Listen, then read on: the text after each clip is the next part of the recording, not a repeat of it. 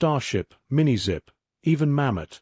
I've traveled in style in the past, but there is just something epic about striding through the furlongs cradled on the shoulders of a giant tie-elf. The air, even murk-filled as it is, blows through my hair. I crumple the tie-elf's fur in my hands and lean low as Selna leaps over a rocky outcropping. We sail smoothly, and she lands on confident paws. Her claws dig into the dry dirt with every stride. My heart races as I feel the way her muscles move beneath me. We're united. I hadn't even felt this close to the Mini-Zip when I'd had the power of that tech beneath me. I hear Nia's laughter and glance to where she rides on the tie-elf beside me. She's wearing Bellamy's coat again. I'm glad to be free of it because I didn't much like being taken for him. I wonder if she hates it as much as I do. Tai commands Kuam, and Nia sits behind him watching me.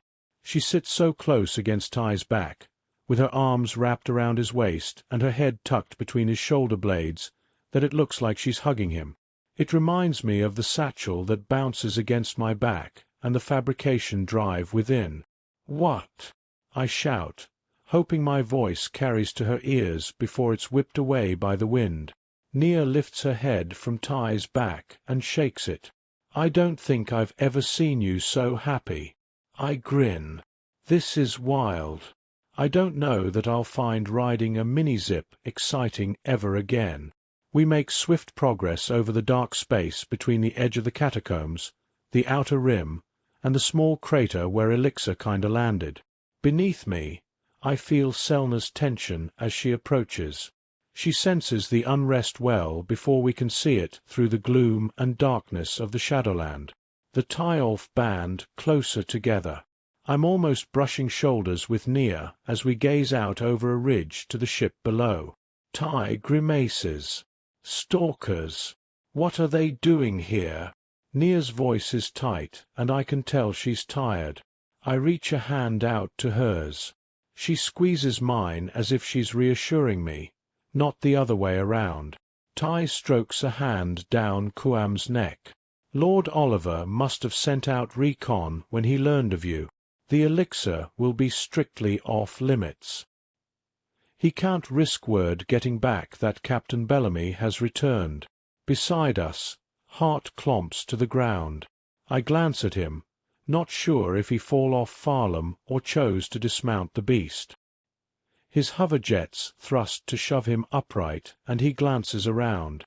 "Well, really. Confounded rug," he says. He brushes his metal hands down the chrome panel of his chest as if dusting himself off. The blue orbs of his eyes narrow at the tie-elf. Farlam leans over and runs a wet tongue across Hart's face screen. The droid's eyes go wide, and he raises his hands to ward off the animal. Tai ignores the robot and young tie-elf. "We'll need to approach carefully." Nia nods. They gaze at each other a long moment, so I give up waiting for them and climb off Selna's back. Sneak tactics, right? Tai helps Nia down from Kuam. She lands heavily on the ground. I notice her sway a little. She places her hand on the tie-elf's hide to hold herself upright, steadying herself before Tai slides down to the ground too. "You okay, Nia?" I ask. She shakes her head. "I'm fine." She turns away to gaze at the ship in the distance. "We should go. We don't want Lord Oliver to have an opportunity to destroy the cure." I bite my lip because I can't help feeling like she's lying, but there's nothing else I can do, so I follow her and Tai to the edge of the crater. We climb over the edge, into the crater, and make our way through the outcroppings toward the ship. Several stalkers pace the edges of the light cast by Elixir. They keep a rough formation that is probably intended to keep people at bay. "Sneak past," I suggest. "And then what?" I shrug. "Then we go release the cure." I can see Nia thinking, and eventually she nods her head. "Okay, but carefully." Tai waves a hand signal to Kuam and Selna. They both crouch low along the edge of the crater.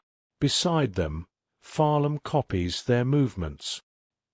He's more wiggly as he crawls across the ground, nudging farther and farther forward.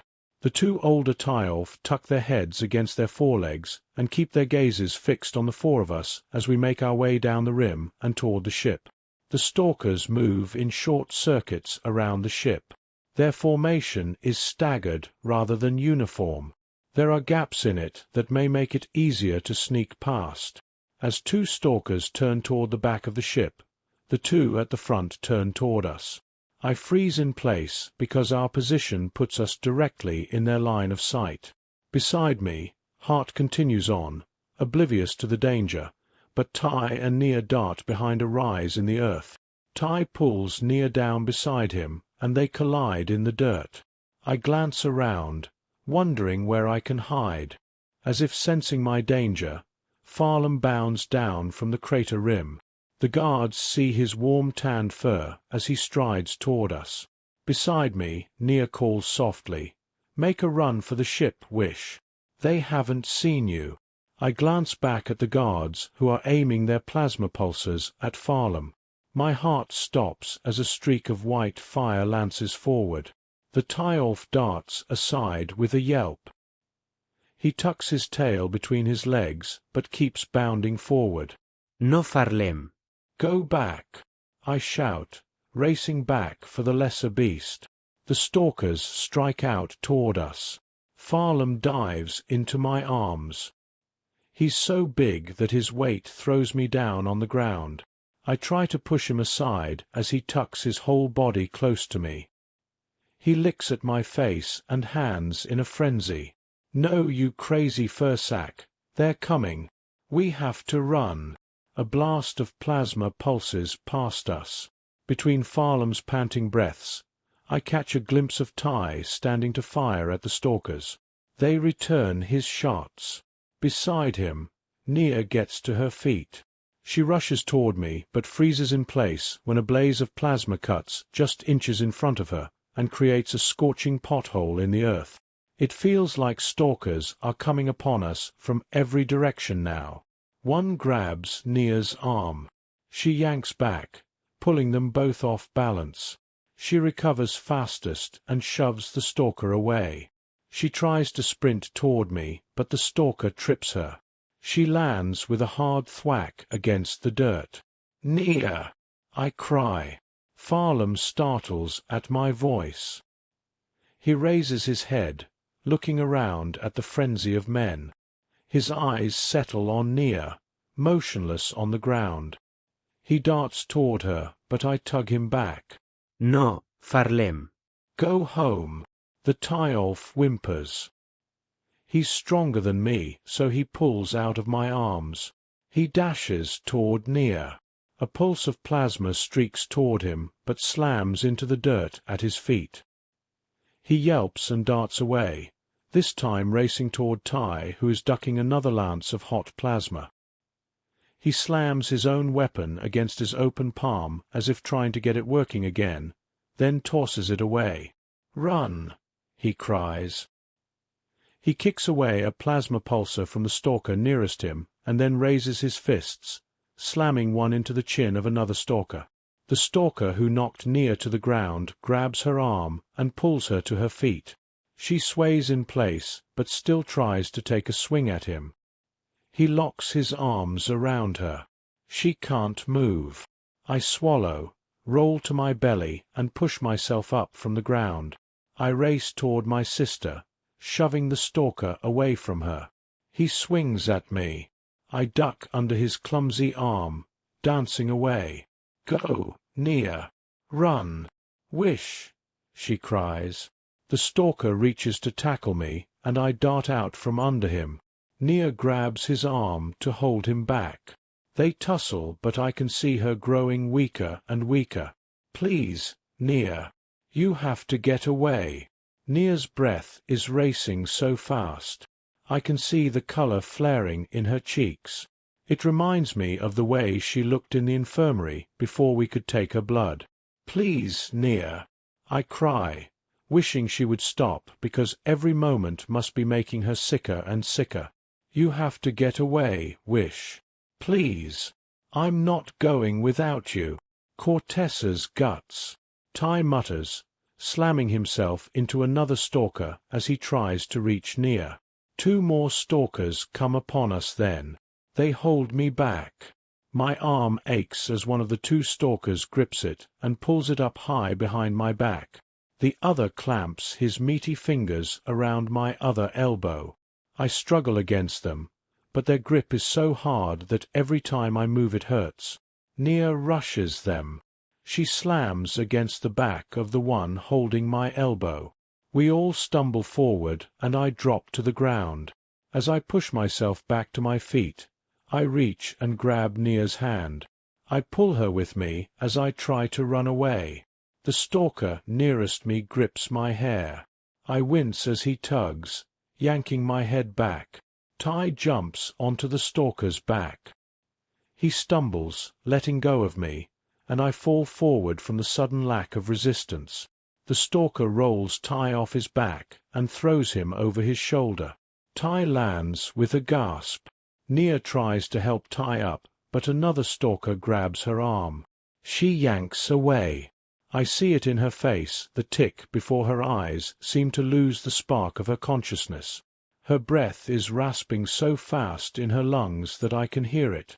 A stalker aims his weapon at Ty, and I gasp as his finger tightens around the trigger. Nia acts faster than I can. She rushes at the man. I see the color darkening her skin. She stumbles at the last moment and falls, crashing into the man. Their collision throws off his balance. The plasma pulsar skitters across the dirt, and Nia and the stalker land heavy beside it. Her eyes are closed. She doesn't move. Nia! I cry out, but she doesn't even stir. Ty reaches for the plasma pulsar. He fires at the stalker before the Narian can recover. Then he lifts Nia into his arms. Come on, Wish. We have to go. He's already racing toward the rim of the crater. He whistles and Selna and Kuam dive over the ledge. Kuam runs close to Ty. He grips the Ty-Olf's fur. The animal bends low as if scooping Ty up, and with a tight grip around Nia, Ty scrambles onto the Ty-Olf's back. They disappear over the rim of the crater in ticks. A streak of plasma spears past me. It slams into the hip of Selna as she bounds toward me. She crumples, slamming into the dirt. Her body lands hard, rolling head over tail before coming to a stop. I hear a snarl behind me and glance back to see Farlam take down the stalker who must have fired the weapon. The beast rips the flesh from the man's throat. The stalker screams until his gurgling breath fades. I turn to run back towards Selna and the rim of the crater behind her, but several hands reach for me. I'm surrounded. I thrash against the stalkers, but they hold me so tight that I can't move. Let me go, you ball-scat void scum. They laugh, and I glare at them. They drag me back toward the ship. There's no sign of heart. I wonder if the droid managed to sneak onto the ship, if he's been captured, or if he escaped. I struggle again, trying to pull away from the meaty hands clamping my arms. A heavy thud slams the back of my skull, and my head spins. Every part of me feels heavy. I hang loose in their meaty grip. My feet trail behind me, and I cling to the edges of consciousness as the stalkers drag me into the ship.